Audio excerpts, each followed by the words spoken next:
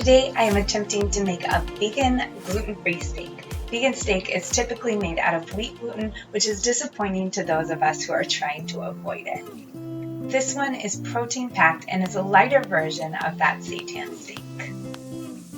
If you're new here, hi, I'm Tiffany and this is my vegan Aloha kitchen.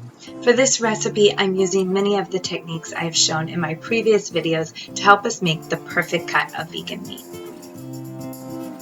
If you're interested in more plant-based meat alternatives, I've got a playlist at the end of the video just for you, so click that like button and let's get started.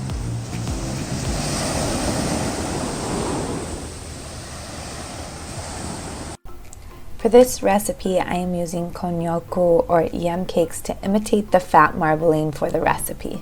I have used it in a couple other videos and it works really well here, soaking up the oil and fat for this dish. Prepare the yam cakes by draining and boiling in hot water for 2 to 3 minutes. Chop and blend into small pieces with 1 tablespoon of olive oil and a teaspoon of sesame oil and set aside. I have also seen people use crumbled tofu, but I prefer the fatty texture of the yam cake. To make the bulk of this recipe, we are using a couple specialized products. All of these are things that I use on a weekly basis, and if you are interested in making your own plant-based meats and cheeses, these are well worth it. I will link all of those products and where to get them in the description box as well as on my website.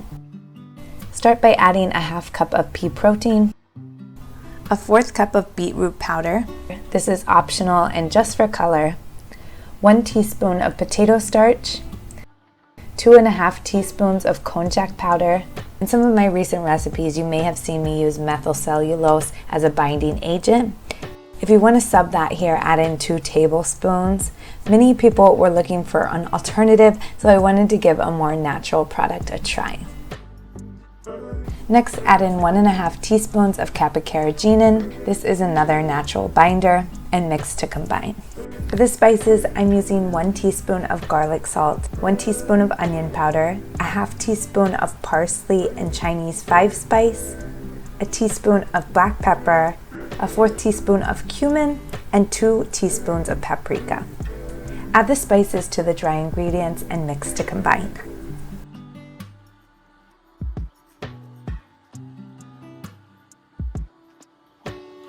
In a separate bowl, add 1 cup of vegetable broth, 2 tablespoons of soy sauce or liquid aminos, 1 teaspoon of tomato paste, 2 teaspoons of brown mustard, 2 teaspoons of liquid smoke, and 1 teaspoon of molasses. This is going to give us that iron and umami flavor that you find in many of the Beyond Meat products. Mix this to combine, then add to the dry mixture and add in 1 cup of the konjac pieces. It's going to be soupy at first, but will form as you mix. If it continues to be too wet, add in more pea protein 1 tablespoon at a time until a sticky dough forms. Cut the dough into 2 and place on a piece of aluminum foil or parchment paper. Then form the dough into your desired shape, flattening until you have a 2-inch thickness. Wrap tightly and place in a steamer basket. If you don't have a steamer, you can make your own by adding a coriander to a large pot and adding about 1 inch of water to the bottom of the pan. Simmer for 90 minutes, flipping halfway through.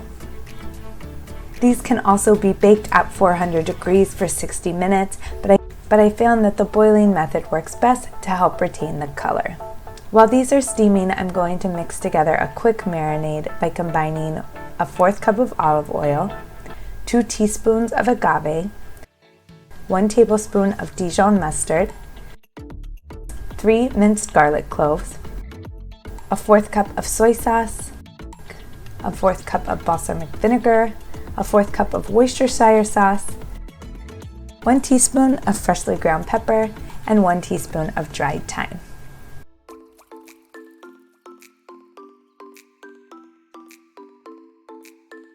After 90 minutes, remove the steak from the heat and allow it to cool slightly before unwrapping.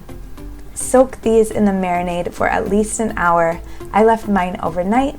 The longer these sit, the juicier the flavor.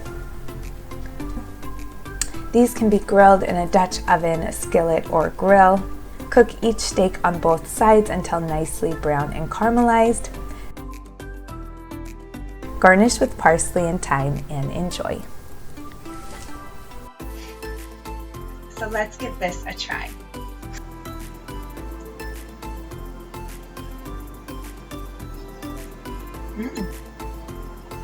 This is firm and it has a great taste. It does have more of a skirt steak feel that is going to be great sliced in a Philly cheesesteak or on some carne asada tacos. But I am also enjoying this on its own.